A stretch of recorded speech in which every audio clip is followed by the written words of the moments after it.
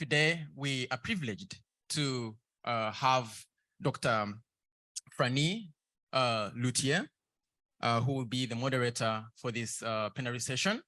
And Zianda, I want to ask you and the audience for your patience, because I tried so hard to make Dr. Frannie Leautier's bio short, but I failed. And so I'm going to begin now. So I'll begin. So Dr. Frannie Leautier is currently a senior partner and CEO of Southbridge Investments. She is a highly experienced and well-known finance and development expert with long-standing global experience leading and transforming organizations in the private, public, and the nonprofit sphere.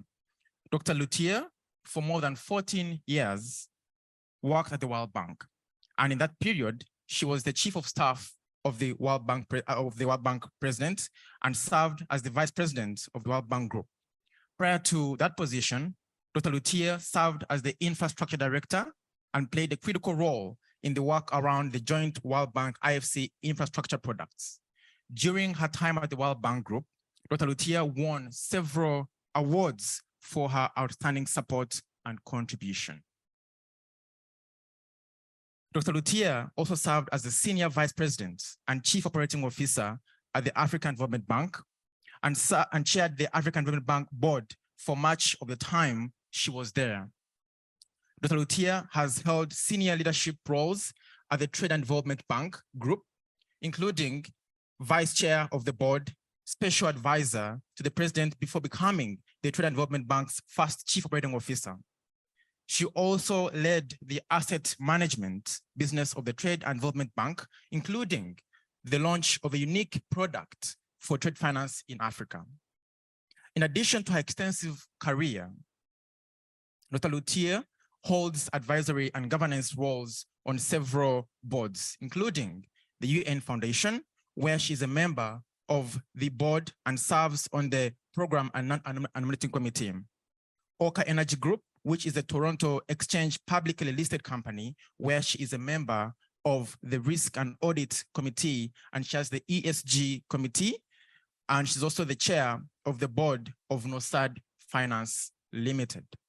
Dr. Leautier was a member of the executive board at Aza Finance, which is a cross-border payments platform, a trustee at OD, which is a think tank, and she's currently the chair of the Risk and Audit Committee of CFAO, and is a member of the board of Les Cieux Mineral de l'Eau. That's French. I don't speak French. And she currently, she serves as, she sits as the Audit and Risk Committee. She's also the board chair of Financial Sector Deepening Africa and member of the board of the World Resources Institute. She was a member of the World Economic Forum's Regional Advisory Group for Africa and has previously served as co-chair for the Global Agenda Councils of the World Economic Forum on Youth and Employment and also for Africa. In the creative industry and luxury sector, Dr. Leautier is the emeritus board member of the Africa Culture Fund and was on the board of the Great Green Wall Organization Foundation. Other advisory board roles that she has held include with MIT, OCP Group, the African Economic Research Consortium, King Badoon Foundation, and the Nelson Mandela Institute for Science and Technology. Dr. Leautier received her master's degree in transportation and a PhD in civil engineering from MIT. And in 2019, she received her Doctor of Laws degree from Lancaster University. Give us a loud round of applause for Dr. Leautier.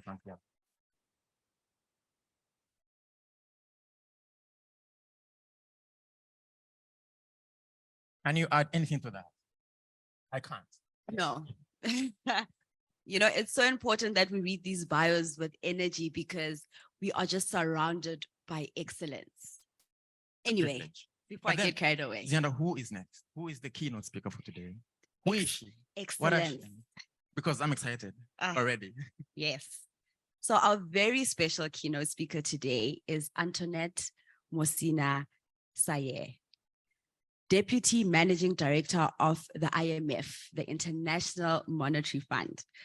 Before assuming her role at the IMF, Antoinette was a distinguished visiting fellow at the Center for Global Development, the CGD, and a co-chair for the recently concluded 19th replenishment of the International Development Association, the World Bank Fund for the Poorest. She previously oversaw and significantly enhanced the IMF's engagement with its sub-Saharan Africa members as a director of African development between July 2008 and August 2016.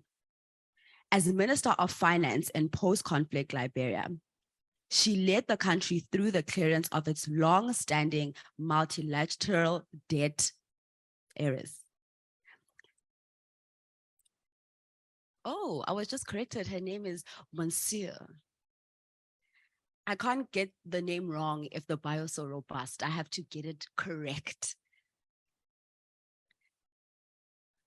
As I was, the HIPC Decision Point, the Paris Club and its poverty reduction strategy. So she was part of that. Before joining President Ellen Johnson, Ms. Sayeh worked for the World Bank for 17 years, including as country director for Benin,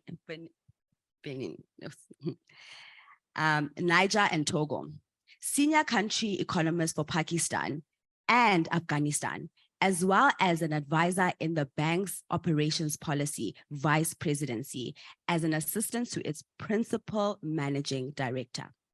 Before joining the bank, she worked in the economic advisory positions in Liberia's Minister of Finance Planning Office.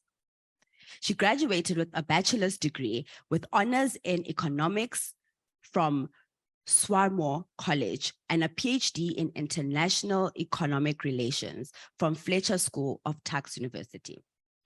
While at CGD, Ms. Sayeh has also served on the board of managers of Swarthmore College, board of directors of the Ellen Johnson Presidential Center for Women and Development, and the board of directors for emerging public leaders. May we please give her all a round of applause.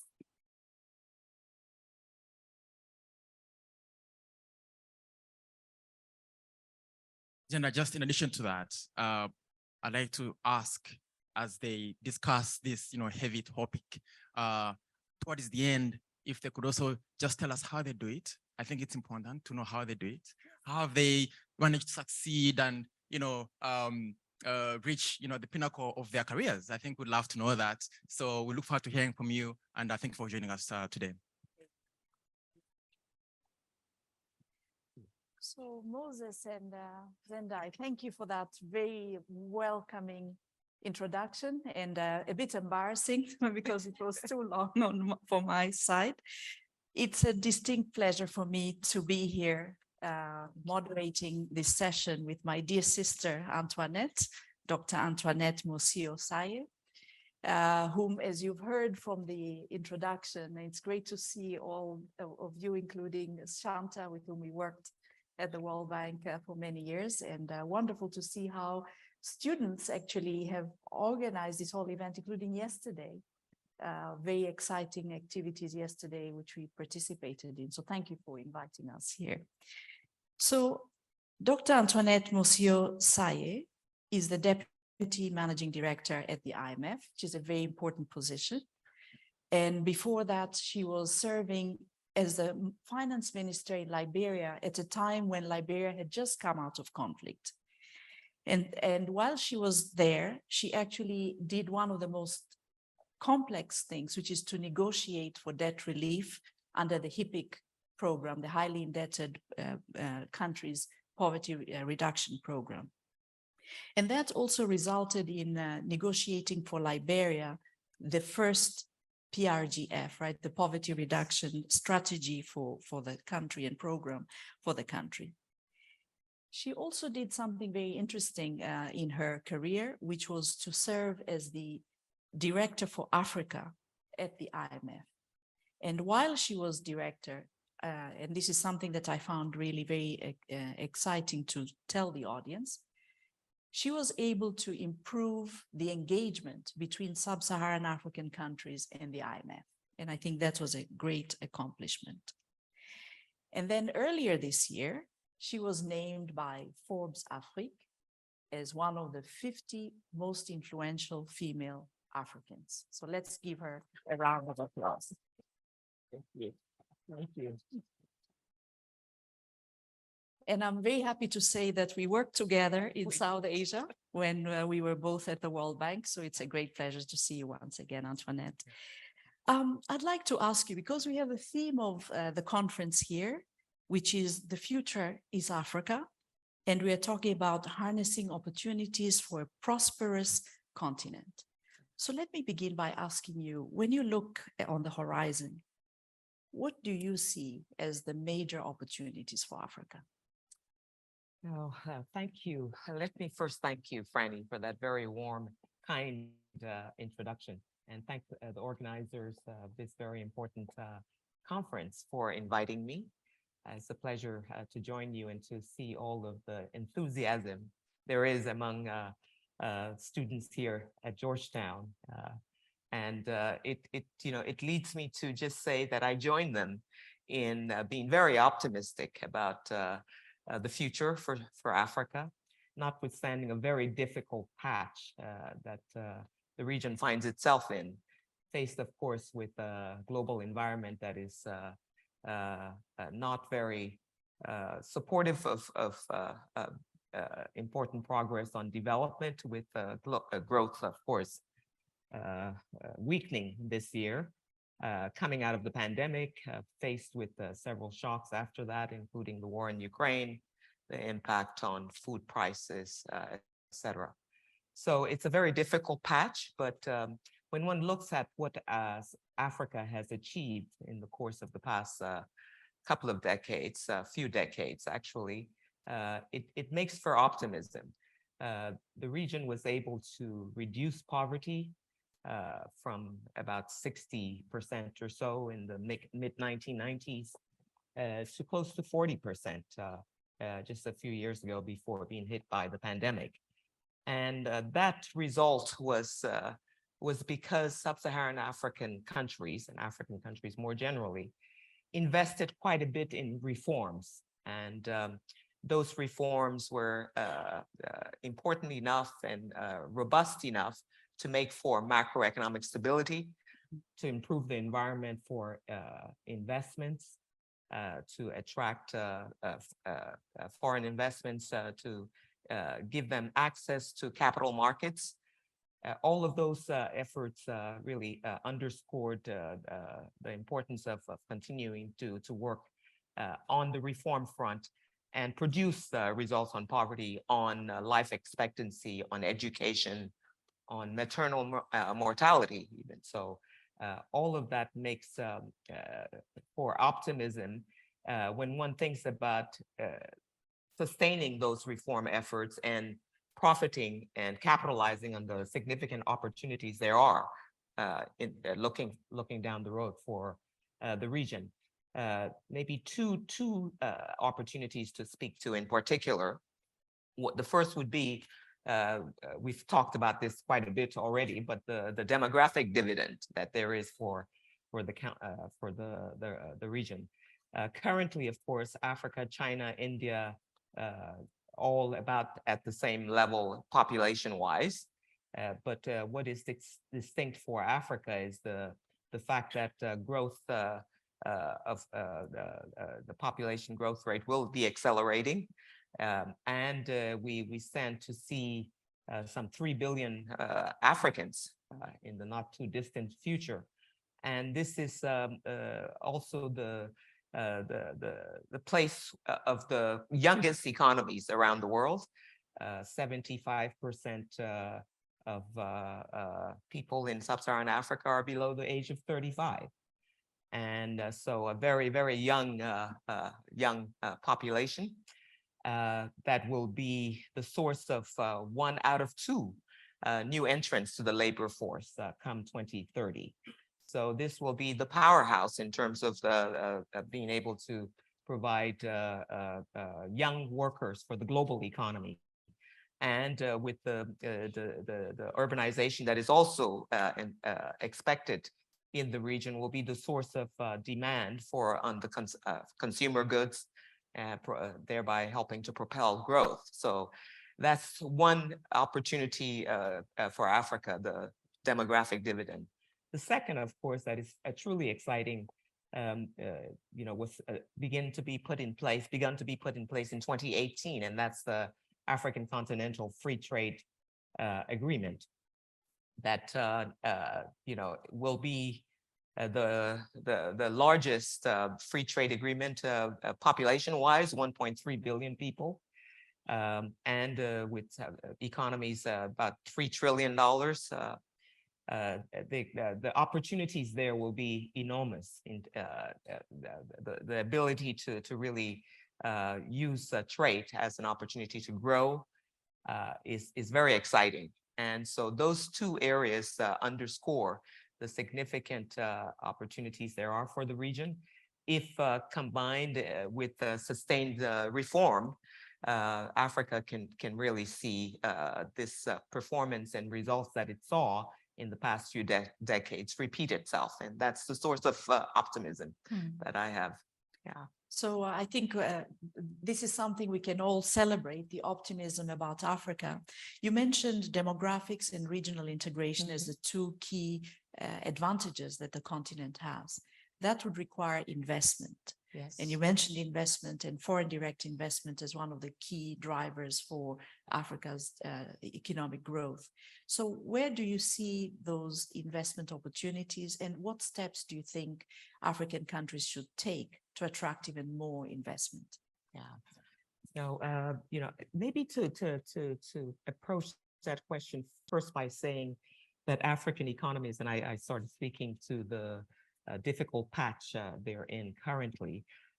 Clearly, as a result of the pandemic and the response to the needs of their populations, in the course of the last several years, sub-Saharan African countries have invested considerably themselves from the public sector, that is, to try to meet the demands on the side of infrastructure, both physical and social infrastructure.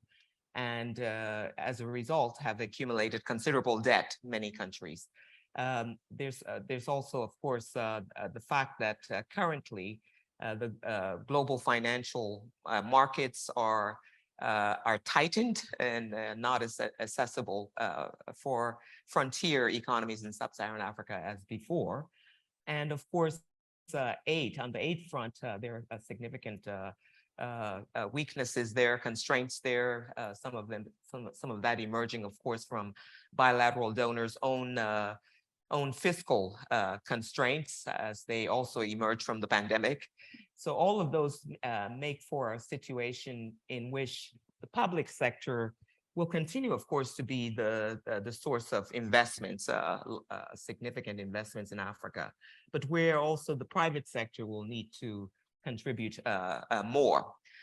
And currently, sub-Saharan Africa only attracts about 2% of foreign direct investments, despite the immense prospects for the region and the considerable investment opportunities there are.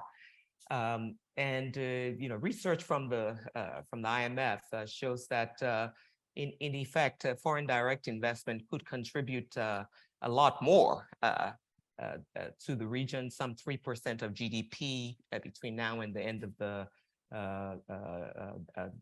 decade could be possible. Some $50 billion a year could be attracted in the way of FDI.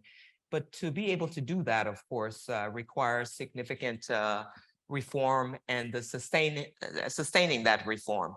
Certainly on the macro front, making sure that macro stability is sustained so that exchange rates are reasonably stable, inflation is contained, so that when investors do invest and then want to of course, take their investments and profits, they are not facing a deterioration or in those investments as a result of currency depreciation and inflation that has really made for less attractive returns than they had anticipated. The enabling environment, of course, has to be improved in terms of the regulatory and the expectations of what is possible to do and how quickly to get it done.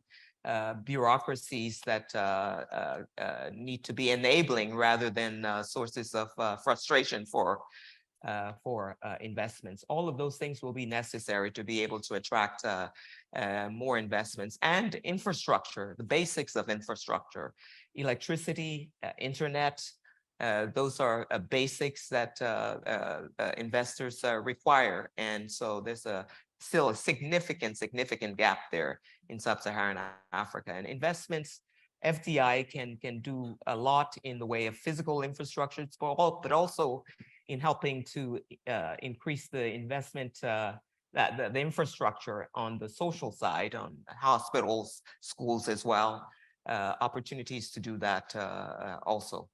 So those are the areas I think for attracting private investments, foreign private investments, and some of the efforts that the governments on their side need to put in place to make that possible. Right. So we've been talking about the long-term prospects for Africa. We just came out of the spring meetings, Yes. And apart from traffic and the constraints to average life in Washington, what can you share with us about the broad takeaways for Africa from the spring meetings? No, we did have a good set of spring meetings just a couple of weeks ago, where we, of course, were able to publish and speak to our most recent assessments of the global economy and of the regional economies as well. And on the global front, our projections are for weakening in growth this year to some 2.8% growth this year, coming down from 3.4 last year. And in the course of the next 5 years, continued weak, relatively weak growth, not around 3% over the next 5 years, which is the weakest projection we've made for quite a while. So the international picture will continue to be challenging for sub-Saharan Africa.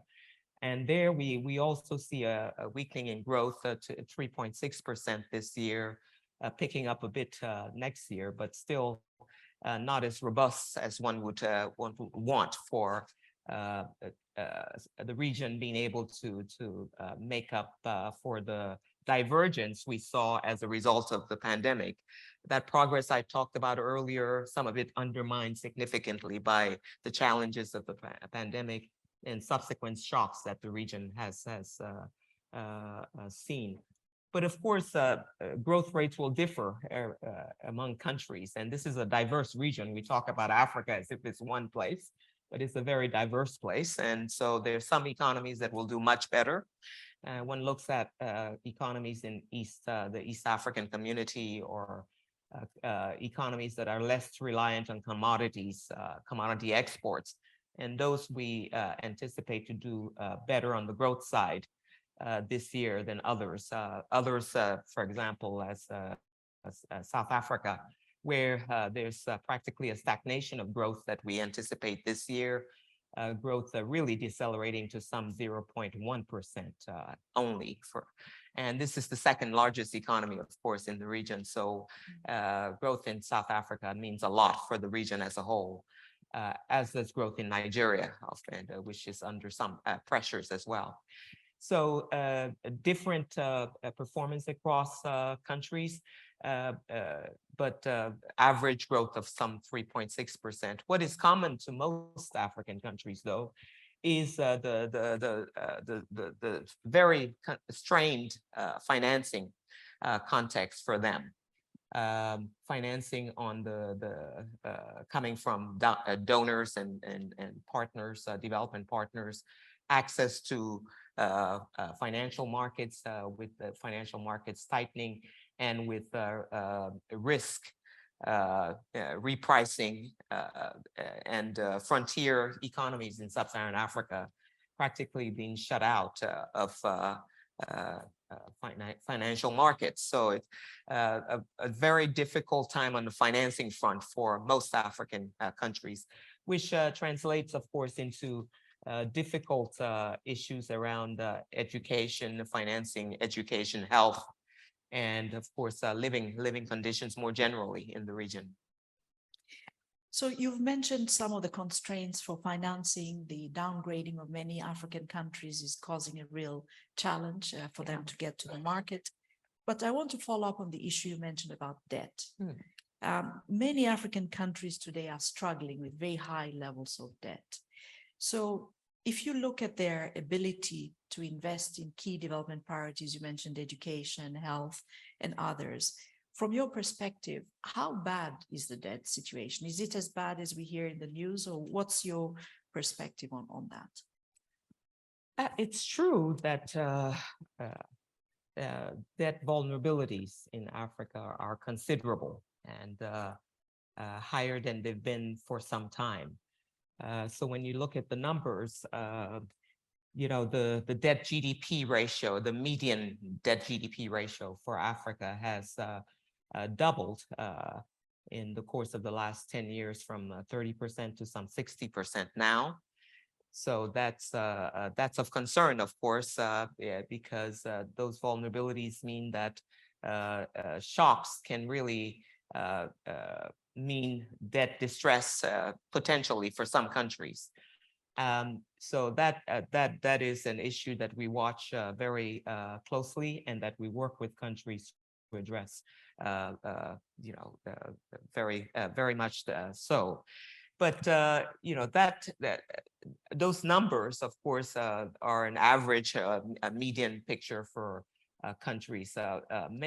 One has to look on a case-by-case basis to see what's happening in individual countries. And we've seen considerable progress that some countries have made trying to address these debt vulnerabilities. So one looks at 2022, some 24, 25 countries out of the 45 in sub-Saharan Africa certainly doing reasonably well in on the fiscal consolidation front, reducing their fiscal deficits, so needing to borrow less as a result, and keeping an eye on those debt vulnerabilities, and so not borrowing as much as they had in the past. And this year as well, we expect even more countries, some 31 out of that 45, to make progress on reducing their fiscal deficits, which will help to contain those debt vulnerabilities. But there are some countries, of course, that are in debt distress already. A number of countries, fragile states who've been already in debt distress, some of them working towards debt relief. Somalia is one of them, for example, that is making good progress on that. But the debt vulnerability should not lead us to conclude that there's a systemic debt crisis in sub-Saharan Africa. We don't see that. It's absolutely necessary to continue to watch closely and to put in place those reforms that will help countries to contain those vulnerabilities. But there is no debt crisis across the continent for every country that we see at this stage. That's very refreshing and I think helpful for us who read the news and don't really see the insides of the workings that you do at the IMF. I'd like to ask you, you were co-chair for this IDA-19 replenishment. It was a very successful round of replenishment, and that provided concessional financing to the poorest countries in the world, many of which are in Africa. But also when you were a finance minister, you negotiated, as I mentioned earlier, the renegotiation of a long-term held debt by Liberia, and you managed to get the very first poverty reduction strategy. So what role do you see for institutions like the IMF to help Africa now in the current debt crisis? And also, what advice do you have for African countries themselves to build resilience so that they can lower their borrowing costs and not get trapped into another debt crisis in the future? Yeah. No, those questions are very important, and I'll respond to that both from the perspective of underscoring the importance of new financing as well. It is important to deal with debt vulnerabilities, and where countries need debt restructuring, obviously, to facilitate that as quickly as as can be done to make for the fiscal space countries then need to invest in development. But countries need new financing as well. And so from the perspective of the fund, we've been very focused on both.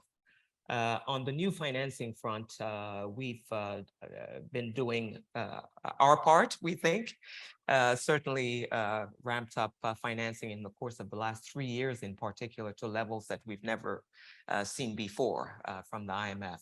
So we've had some $50 billion between 2020 and 2022 to sub-Saharan Africa, some of that in emergency financing to respond to the pandemic. Quite a bit of it also in the form of programs, fund-supported programs that are longer, medium-term dimension. And of course, the SDR, the special drawing rights allocation, also that has benefited the region. So that financing totals some 50 billion over the past 3 years. And that's a number that is more than double what we've seen in any 10-year period that you can look at in the last 30 years or so. So considerable financing for the region, which we are working to help to sustain. As you know, Frannie, because we were chatting about this earlier, we also were able to introduce a new instrument, a couple of new instruments actually that are beneficial to the region as well. One of them is the Resilience and Sustainability Trust. That is an opportunity for countries to borrow on a reasonably longer term basis for the IMF. This is the longest maturity we've ever had in lending, and for longer term challenges that countries face, climate, pandemic preparedness, other possible structural areas that countries want to start addressing. And we also have a new food shock window that responds to the food crisis that we've seen in the last year and a half. So all of that is providing new financing for the region. On the debt side, we've been an early supporter, along with our sister institution, the Bank, of course, of the G20 Common Framework, which is the mechanism for bringing creditors, bilateral, private, not bilateral, not just the typical Paris Club bilaterals either, but so-called non-traditional creditors such as China, India, Saudi Arabia, and others around one table with the private sector, with creditors, with borrowers. We've brought them together in what we're now calling the global sovereign debt resolution framework, and that is a way of getting agreements around the principles around debt restructuring processes, and together with the common framework and the improvements that we've been pushing for there, to make for a more agile debt resolution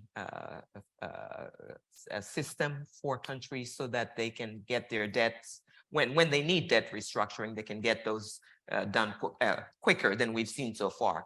And I think there is already tangible results we're seeing from that. So in addition to Chad that went through that process, we may be reaching the end of the tunnel for other countries such as Zambia and Ghana, and down the road, further down the road, Ethiopia, that has already applied for debt restructuring.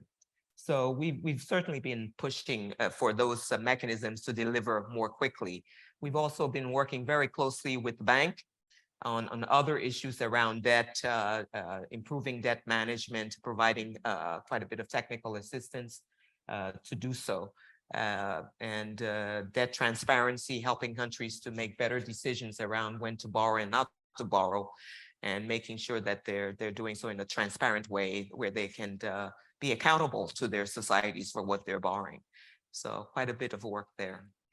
Absolutely. And it reminds me of work I was doing with Shanta when he was chief economist Yeah. on debt restructuring, debt management. I remember public Shanta's work spending. on that. Yeah, so it's good to see that those issues are still relevant and having more relevance even now. Yeah. Let me switch to innovation and technology, because we've been talking about challenges a bit in this middle segment of our chat. Could you talk to us about how do you see technology driving Africa's development? And particularly, do you see Africa being able to leapfrog and follow different development models or economic growth models with the advantage of technology?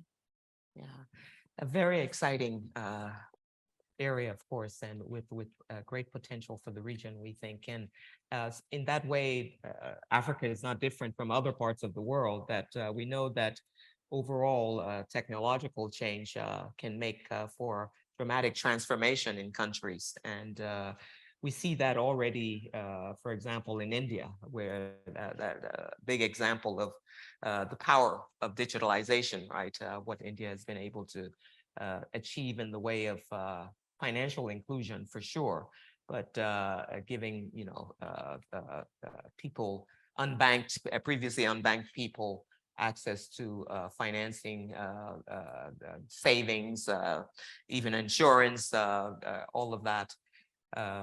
But it's not only from that perspective. India has also done incredible work in the way of reaching the more vulnerable parts of its population in response to the pandemic, for example, really reaching them without the intermediaries, and doing so very effectively and efficiently. And so we've seen that experience that is important to learn from. But Africa itself has incredible experiences, and is itself an example of what's possible and innovation. We look at the origins of M-Pesa in Kenya when it was at a pilot phase, and what it is today, which is a platform for some 50 million customers, giving them access to financing, borrowing, all of the things that were not there before. So South Africa itself has had an experience, dramatic, on the digitalization side. But it's not just the private sector that has seen that. The public sector in Sub-Saharan Africa as well has been already benefiting and profiting from digitalization. One looks at Togo's experience in the course of the pandemic, using its Novisi system to reach informal workers in the informal sector and to give them some support to cope with the pandemic, the results of the pandemic. Zambia also using mobile phones to reach vulnerable people. Governments now really making sure that they're focusing on the hugely helpful role that digitalization can play on the revenue mobilization front. Modernizing their tax administration systems, getting for more transparency in their taxation systems, and more efficiency. And so very dramatic changes there as well. So this is indeed an area for a potential leapfrogging for the region that countries are very focused on already. There's a lot of demand from our member countries in Africa already for technical assistance from the fund on issues around digitalization. Amazing. I have a short story I wanted to share. About 12 years ago, I went back to visit my family, and we all happened to be coming back at the same time. So my sister was housing us, didn't have enough beds. So she had to order a mattress for some of us to be able to sleep. She used her telephone. This is 12 years ago, ordered the mattress, paid for it using M-Pesa. And the mattress was delivered on a bicycle, and she got her tax receipt that said you've paid VAT tax and so on, all on her telephone. I was flabbergasted. I was coming from the United States of America. And here was the solution happening. So what you say really resonates very strongly with me. But let me ask you then, what should be the priorities for greater digitalization? Because it has such a powerful impact on and potential for Africa. Yeah, to speak to that from maybe the macro perspective again, which is all we know about the IMF, I'm afraid. But what should countries be focusing on to be able to really make that leapfrogging possible and to benefit from digitalization? First, the basics: electricity and internet. I mean, those things are just, without that, you cannot have digitalization. So electricity, we know it remains a huge problem in many countries. So focusing on doing that, and we talked earlier when we started our conversation, Frannie, about the role that the private sector has to play because of the constrained situation of the public sector these days. So making sure that the environment enables interests of the private sector to invest in electricity, internet infrastructure is very important. So that's certainly one focus we think countries, governments have to have. Another one is, of course, on the education and training front, and taking advantage of skills that there already are in countries, but also adding to those skills in a way that then makes it possible for this demographic dividend to materialize and to be able to benefit from digitalization in that context. Training and skill building is essential. So investing in that is another important thing. The third area is just, again, the enabling environment and making sure that regulations are facilitating enough of investments in those basics that will lead to potentially enable innovation. So before we close and I open it up to the audience for Q&A, you mentioned earlier the continental free trade area. Yeah. And regional integration is seen as an important factor for Africa's development. So do you agree with that, with the argument that people make about how important it is? And if you were to offer steps, what steps need to be taken to really make Africa benefit from the full potential of regional integration and trade? Yeah, no, it is, Frannie, a very exciting opportunity for the region, as I started saying before. And we know, of course, from other regions in the world, how trade has benefited their growth and development. Asia is the most obvious example, where, of course, growth rates have gone together with more openness to trade. And Asia now at a point where it's 50% of its trade is actually regional trade, trading with countries in the region. So and it has made for significant performance in Asia and growth rates that are enviable. So that's certainly many lessons one can draw from that experience. But on the African continental free trade area and the prospects there, we actually will be releasing a paper, I would call it, just next week already, I think next week, that looks at the potential benefits of the African continental free trade agreement. And those the potential benefits are considerable, we think. First of all, we think that if combined with reform on trade, on the trade environment more generally, the decrease in the tariff rates and the non-tariff barriers that will come from the African Continental Free Trade Agreement will indeed work to increase growth and incomes. But it's not simply a matter of just reducing the tariff rates and removing the non-tariff barriers, but really continuing to work on those issues around how customs operate, how regulation works in different countries to make it possible to actually have that trade opportunity leverage growth prospects and bring in the growing labor force to profit from those growth trade opportunities. So it is a package. It is not just the reduction in tariffs by themselves or removal of trade non-tariff barriers by themselves. But to do that, of course, all of it, I keep talking about continuing to work on macro stability, continuing to work on the enabling environment. All of that has to go hand in hand with the African Continental Free Trade Agreement. But we see it as a game changer potentially for the region. So we're very excited about that. Excellent. So I'll leave a quiz for the audience, and the person who wins it, I'll help you get an internship at our firm. And here's the question. Dr. Antoinette mentioned how important Continental Free Trade Area is. So the question is, in which country in Africa are goats used as currency for cross-border trade?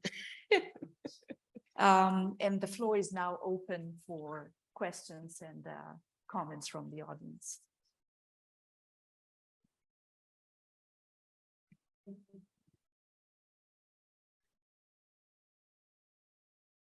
Thank you, Dr. Leautier, and thank you, Dr. Sayeh. So thank you for useful insights and all, but I just want to talk about the deep skepticism that many Africans have towards the IMF and the World Bank, right? We don't think they are structured for actually the benefit of Africa. And we actually distrust even people that come from those organizations to work on the continent, right?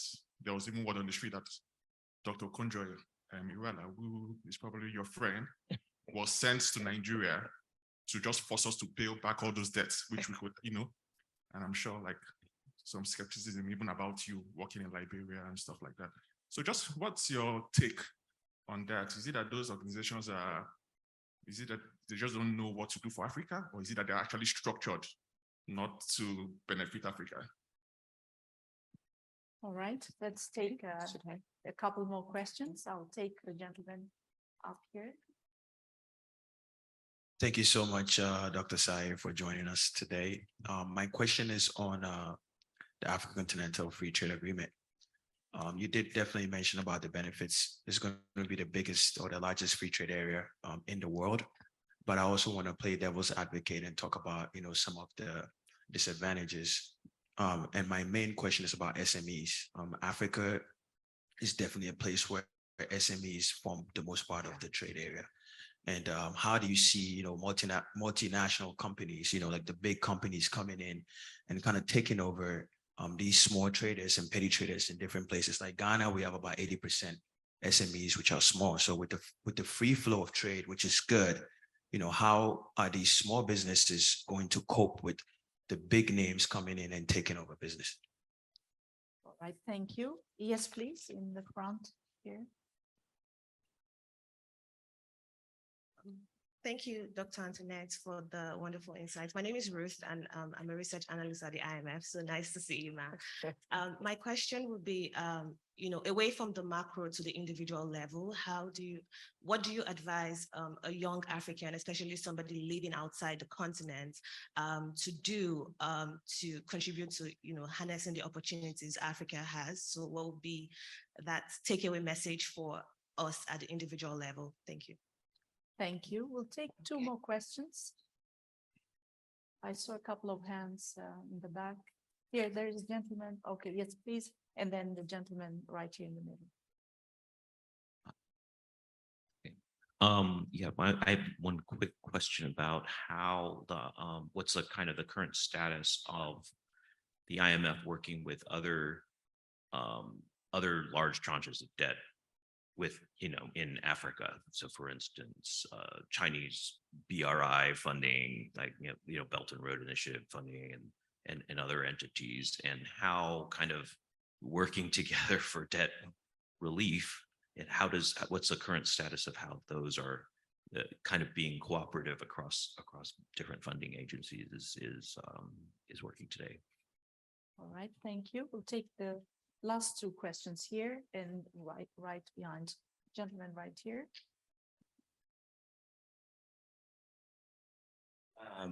Dr. Sayeh, I'm a big proponent of SMEs in Africa, and there is no way Africa can actually go without an integral participation of SMEs. So what advice have you been providing to a lot of these African countries to incorporate the contribution of SMEs? Because there's no way they can actually go without them. So I would like to hear what the IMF has done in terms of enabling a lot of those SMEs to actually transition from being at a subsistence level now to a level where they can actually be seen as a really big player. And then the last question right behind.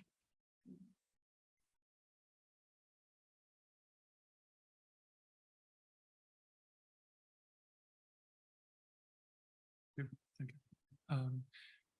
My question is, Africa will probably be most impacted by climate change in the next couple of years. And my question is how Africa can balance the imperative for economic growth, as you mentioned earlier, with the imperatives of the green transition and transition to cleaner energies, more sustainable lifestyles, and so on in the next decades. Thank you. All right, thank you very much for these questions, this first round. So there were two questions around SMEs, and I'm just going to summarize them once again. The first one, I'll start with the SMEs because there were two. What are the benefits to SMEs from the continental free trade area, and how can African SMEs cope with global competition? And then the second one on SMEs is how they can be more included into this success story or growth story.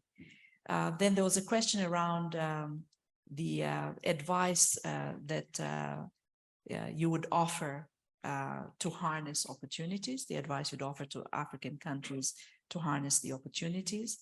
And then the question around climate change and how to balance economic growth versus the green transition, particularly with the sustainable development priorities. And then there was also a question around the IMF and World Bank and the skepticism that people have in Africa. What benefits do these institutions have for Africa? Right. Okay, maybe to take the question on the SMEs first, not that we have significant expertise on this in the IMF, but clearly from the issues that we know something about and that we know constrain development of small and medium enterprises. One of the prominent ones is credit, access to credit. And that of course requires attention from governments, and we certainly do a lot to support their efforts at financial inclusion and at making the banking sectors see profitability from lending to SMEs. So that's hugely important to give SMEs the opportunity to compete, to have reasonably not cheap, but reasonably affordable lending that they can benefit from. So in the past, of course, lots of mistakes we think have been made around trying to do that in a way that has directed lending with its cost around it, and sometimes misuse of scarce resources, targeting lending in a way that does not recognize the market requirements or the market directions that there are for lending. We want to make sure that countries do better in their financial sector to give access to financing to SMEs. That's very important, and that will help them to then benefit from those opportunities that will come from reducing trade barriers and their ability to work across borders to be able to benefit on a regional basis from some of their investments. So we don't see that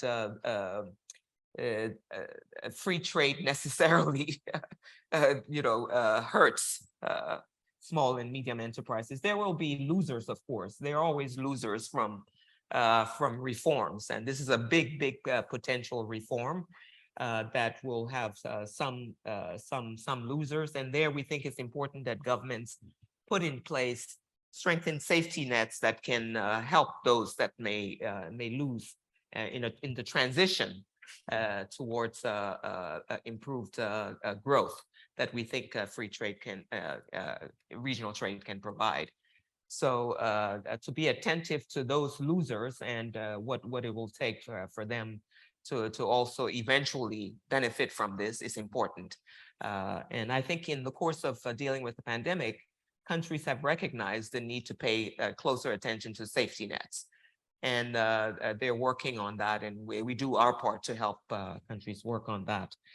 On the issue of maybe to talk about this issue of the IMF and the World Bank, I'm not speaking for the World Bank, of course, but it's our sister institution, and we are often put together in the way that you've done in questioning whether we're relevant or whether we're actually helpful.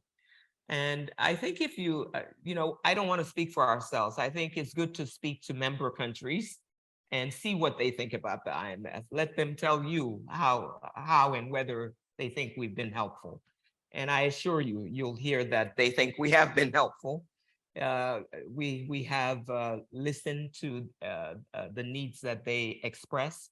We've learned from how we interacted and worked with them in the past. And we continue to learn day in and day out, and to try to make sure that we're serving them in the best possible ways. One of the reasons that you hear this sort of feedback about the work of the IMF in particular, is that countries come to us when they're flat out, when they've sometimes waited too long to deal with the problems they have, when we're the lender of last resort, when there's nowhere else they can turn to, and when it's too late, that's when they come. When you go to a doctor when it's too late, you often are not very happy with the doctor, because then you have to try to work towards getting better. It's sometimes not easy to do that. Nobody wants to be sick. Nobody wants to be dependent on a doctor. So we really encourage our member countries and work actively with many of them on the policy dialogue we have with them, on the capacity development, that is training and technical assistance we can provide to help them manage on the macro front in a way that does not lead them having to come to the IMF. And or when they see that those difficulties are coming, they are proactive enough to come early enough so that it's not as difficult to deal with that adjustment. I think that's where that feedback comes from. And clearly, we're really working with countries to try to identify their vulnerabilities early on, so that we together can ease the pain of adjustment. So that's what I would say to that. We listen very closely to what feedback countries are giving us. And in that context, we've been able to amend some of our instruments to deal with the shocks they've been facing, to deal with the issues they think need to be addressed. One of them, for example, is resilience and sustainability trust I talked about earlier, coming from countries wanting longer-term financing from the IMF also, to deal with longer-term structural issues that are important on the macro side. And those are things that we're working towards. But we're eager to hear feedback and to work on responding to them. Remind me of some of that. There were so many. You've covered them very well, Antoinette. So Maybe before we close, because I think we've Is- run out of time. Yeah, there's just one last question Yes. from the audience online. And it is many African countries carry Chinese debt in return for resources. What is the IMF doing to protect these countries from mortgaging their own countries? And there was a question on China debt also asked earlier. Borrowing decisions are first and foremost decisions of countries. They're sovereign countries. They're not countries that the IMF simply tells don't borrow from this person or don't borrow from that person. That is not for us to do. The access to financing is very important for sub-Saharan Africa.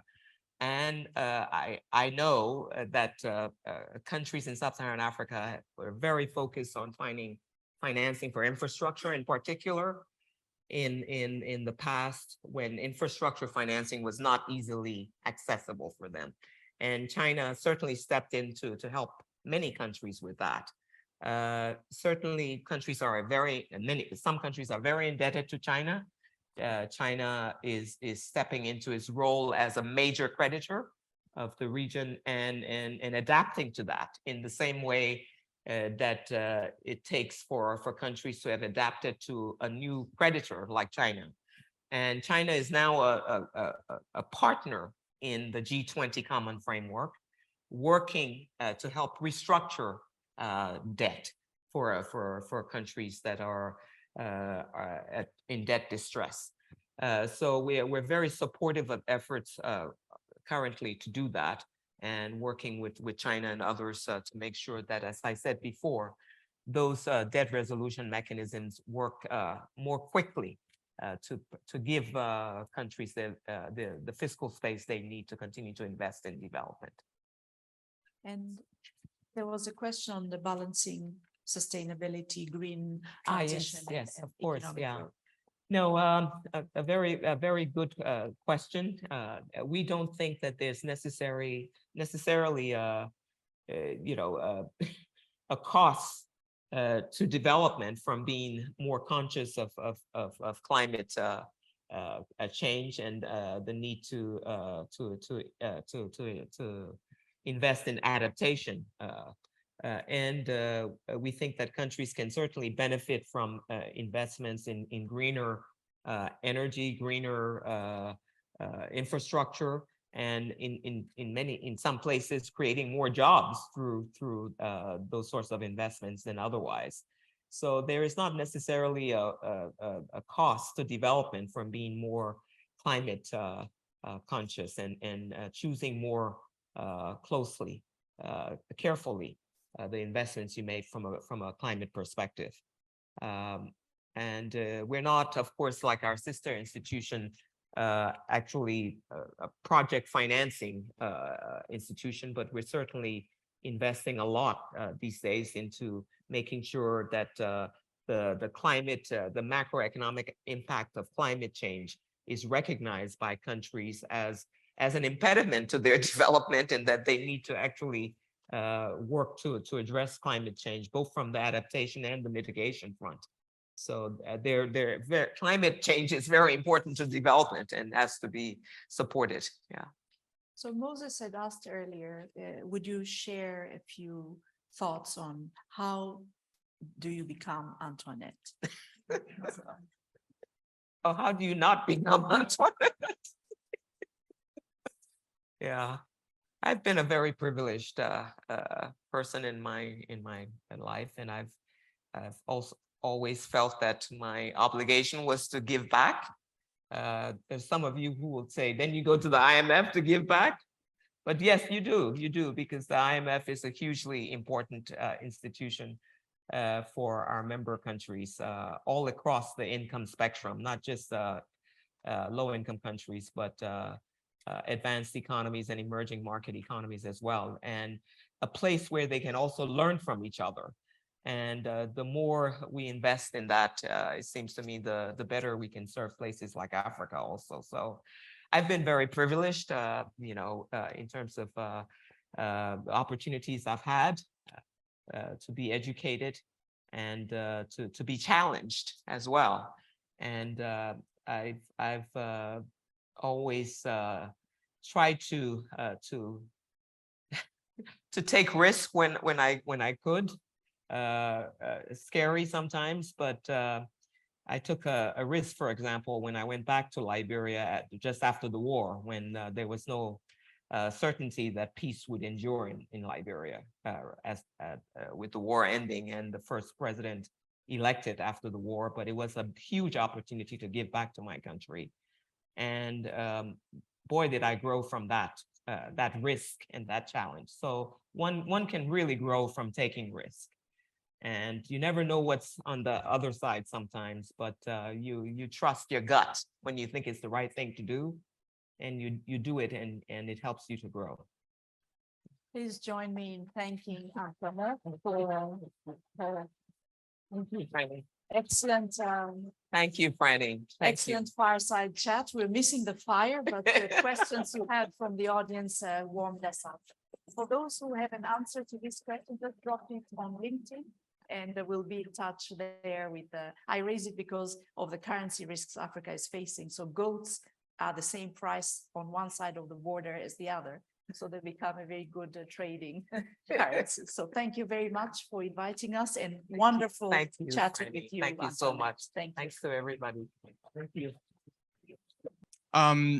Zianda, what are some of those key takeaways you've had from this session? I have many. Actually, I have many, but there was one thing that Dr. Sayeh said that made sense to me. So she said, Africa only attracted 2% of direct investments. And it mattered to me because I remember when I landed in the United States from South Africa, and I was talking to people from here, they would look at me and say, are you really from South Africa? Like the way you speak, do people go to grad school? They'd ask questions like that. And when she said that statistics of 2%, it made sense that direct investment is because of the perception people have of Africa. And I think to myself, I'm like, I left home and I left excellence on excellence on excellence. I'm not the first of my kind, quote unquote. So that was very shocking. And it shows that we have this responsibility to continue to speak about Africa in a good light and really dissect when we talk about the continent, that there's excellence on excellence on excellence. We just need to highlight this excellence so that more direct investments can be attracted, because there's a lot of potential in South Africa, as Dr. Sayeh mentioned. So that was a shocking statistic for me. Yeah, honestly, for me, what I can say, Dr. Antoinette said that 75% of Africans are below the age of 35. Do you think that's why Kamala Harris went to Africa the other day? Just to, sort of prepare, try to push on the US for that youth bulge that is going to take place in Africa. But also, I think for me, I had several key takeaways, from this discussion. One of them was the unique challenges that Africa faces, one of them being, of course, debt. Zianda, last year was a very difficult year for many countries in Africa. But for me, I think one that really caught my attention was Ghana. Ghana had a really tough year. The economy of Ghana it was on the precipice of sinking. And, Ghana last year went to seek the IMF bailout for the 17th time. Since its independence of March 6, 1957, it was the 17th time Ghana went to seek the IMF bailout because of course, the currency crisis that was taking place. But I think what was missing the discussion was to what extent does US policy, particularly monetary policy, impact these emerging economies or frontier markets? Zianda, just so you know, the US Federal Reserve raised the federal funds rate 7 times last year, and it's still doing that. So what ripple effects does that have in economies like where we come from, Uganda, South Africa, Ghana, Nigeria? And so I think that is a discussion that we have to incorporate in this talk, because we tend to blame ourselves a lot, but I think we forget that, sometimes these external policies also do impact us negatively. Egypt today is hoarding its foreign currency because of the scarcity, and that has a lot to do with what's going on in this country and in the Federal Reserve Bank. My professor Marcelo Diagal, he's a famous professor, economist, and he had an illustrious career at the World Bank for over 30 years. He was my macroeconomics professor last semester, and he wrote a book called Economic Development, What Everyone Needs to Know. And he devoted a whole chapter on Africa. And he said, he was saying in the book that one of the biggest challenges of Africa is African markets are very fragmented. We do not trade with each other, and that is, I think, a huge problem. And him devoting a whole chapter to that, I think, sort of it underscores the challenge that we have as Africans. And I think, I don't know to what extent the African Free Continental Trade Agreement will solve this, but I do hope that it will, be an incentive for us to trade amongst each other, because if we don't do that, then that would be, a challenge. I was happy to learn that, what the IMF has done in terms of like the G20 common framework and, the solutions that Africa can do to sort of leapfrog, trying to sort of work on our macroeconomics, policies and all that. I think that was really insightful to hear. And so it was a very, very, insightful discussion. Yes. Oh, Moses should have been one of the speakers, don't you guys think? Nah. But thank you so much, Moses. You're right. And foreign policy is obviously a tool that governs everything. And throughout the course of the day, hopefully we can have discussions about that, of how can we shape the foreign policy to make sure that everything that we want to reach is aligned. Without further ado, the case competition is starting. It's super exciting. So you all want to pay attention because it will be amazing. I will bring in the planning committee for the case competition, and they will introduce it. They will let you guys know more about it, and then we'll go straight into it. So fasten your seatbelts. We're about to start. Thank you.